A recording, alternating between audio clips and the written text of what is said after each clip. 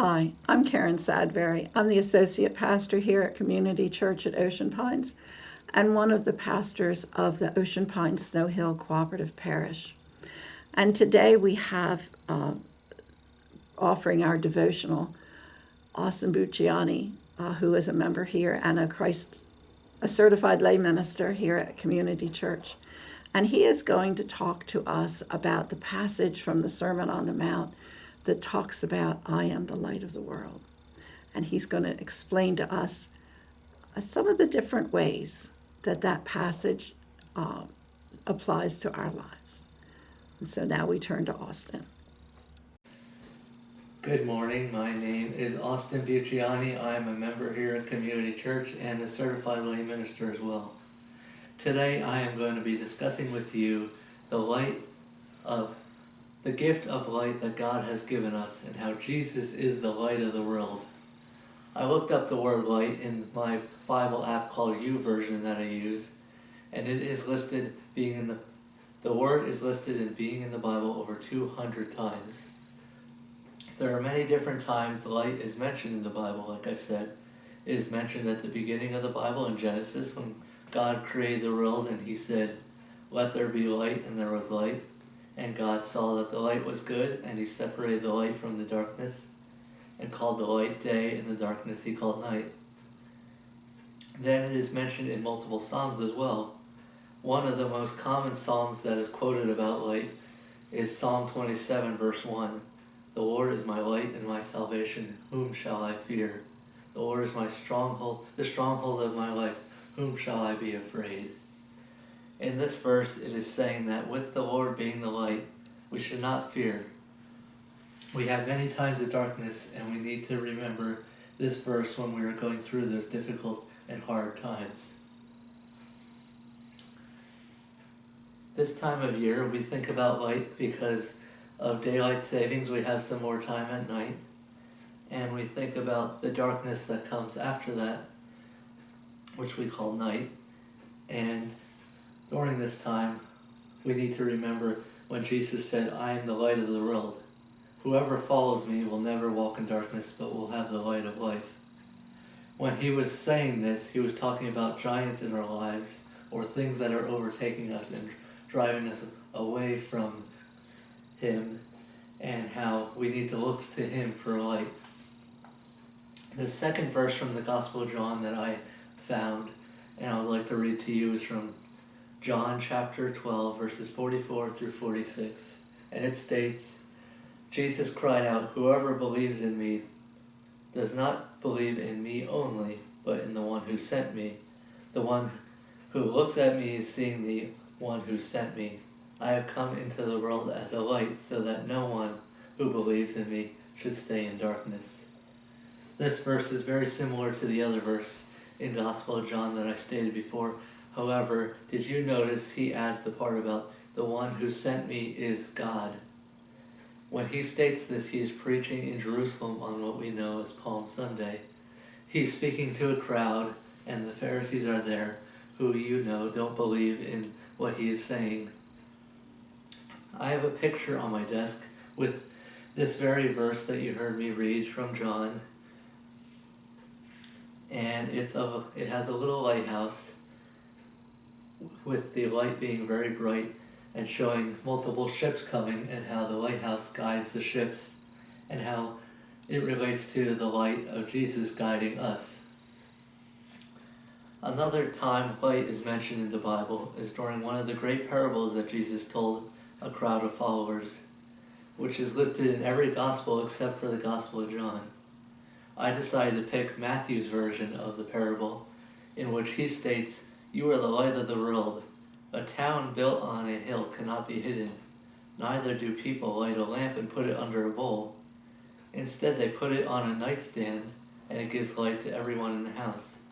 In the same way, let your light shine before others, that they may see your good deeds and glorify your Father in heaven."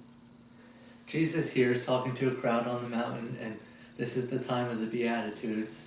In this verse, he is talking about how people don't put a bowl over a lamp. That doesn't make any sense. Why would we do that? We put it out in the open on a nightstand for all those to see. he uses this example of a lamp on a stand or an end table, and we can picture it as turning on a flashlight and then covering it up as a bowl. Why would we do this? Why wouldn't we show others the light that we want them to see? He's referring to us having light, his word, and we need to share this light with others, not hide it. As Christ's light heals us, it also moves through us. We can share our light through a simple phone call to someone who maybe you haven't called in a while and you feel the need to call. We need to express gratitude, a choice to no longer dwell on the past, and renew commitment to read the Bible every day. I would like to quote a line here from one of my favorite movie series, Harry Potter, and one of the main characters, named Dumbledore, says, "Happiness can be found even at the darkest times, if one only remembers to turn on the light." In the movie, he states this while blowing out a candle and then relighting the candle. It reminds me of the Christmas Eve services when we turn off the church lights and we each light a candle until you can see everyone's faces in the room. At the time he is stating this, he is talking about needing to find the light for those who feel like they are in darkness. Those who are in difficult situations need to remember to turn on the light, which we know as Jesus. When I read this quote, I think of Jesus being the light of the world who guides us. There are multiple stories of people who use light to guide them. There are multiple boats that use light. Today I'm going to mention two of those, which are both true stories. One of these comes from the true story of the astronaut and pilot Jim Lovell of Apollo 13. In the movie Apollo 13, which is one of my favorite movies, there's a scene where they're showing on television an interview with Jim Lovell, and he tells the story of a time when his plane was going over the Sea of Japan and all of his instruments went out and everything went dark, and he was thinking of ditching the plane. But in darkness, he spotted a green trail of bioluminescent algae, which came to be because of a freight ship coming through and turning up the algae. And he followed this glowing wake of green light being turned up by another ship, and he landed safely because of this. And he later describes it as a strange radiance leading him home. This was Jesus, in my opinion. We never know how God leads us home, but there are multiple ways. The second story that I would like to read to you is from a book, true story that was turned into a book, then turned into a movie, and is one of my grandfather's favorites, which is called The Finest Hours. In it, there's a Coast Guard crew that is trying to find a ship which is broken in half called the Pendleton, and they are told to rescue the crew. However, that night there was a bad nor'easter, which had blizzard-like conditions, several foot-high seas, and people were telling the captain, "Turn back, we can't get through this." And he's saying, "We gotta save these people. We gotta at least try." So they go through this nor'easter, and this was back in the 50s, so what they had to use was a 36-foot wooden boat, not the boats that we know of today. They had compass, a windshield, their navigation lights, and a map, and that was all they had, along with the crew. So they had to turn on the navigation lights and the searchlight to find their way. However, their navigation/headlights had then went down as well because of the engine shutting off. So they kept having to restart the engine throughout the whole way. And finally, they're going and going, and they're like, I don't know if we'll ever find this crew. And they turn on the searchlight, and they look around, and there was the ship to their left. And they don't see anybody. They think it's a shame, they must have all died. But then, out of spiritual special, I don't even know what to call it. It's a miracle. Out of God's miracle, all 32 people came out of the ship and said, "We're here, help us, save us." And in the movie, which is true in real life as well, they carry all 32 sailors on this little boat home to this town in Massachusetts, I believe it is. And on the way home, the storm gets even worse and they cannot see their way back.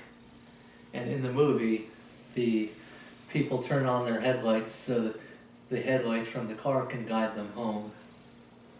However, in real life, they actually followed the light from the lighthouse home, but in the same situation, light was what guided them home and rescued all these people. Amazingly, in this nor'easter, with huge waves, blizzard-like conditions, they had a triumph of survival. All 4 Coast Guard men survived, along with the 32 rescued people on board, despite the wooden boat only having a 12-person carrying capacity. They rescued 32 people along with the 4 of them, for a total of 36 people on board that boat. This was God's at work, truly. So as Jim Lovell said in the movie, in his interview, you never know what is going to happen to guide you home. But Jesus will always be there. Amen. Hi. Thank you, Austin. Let's close in prayer. Loving God, who sent the light into the world to lead us, to instruct us, to illuminate the dark places, please watch over us and help us also to be light to those in need in the darkness. Amen.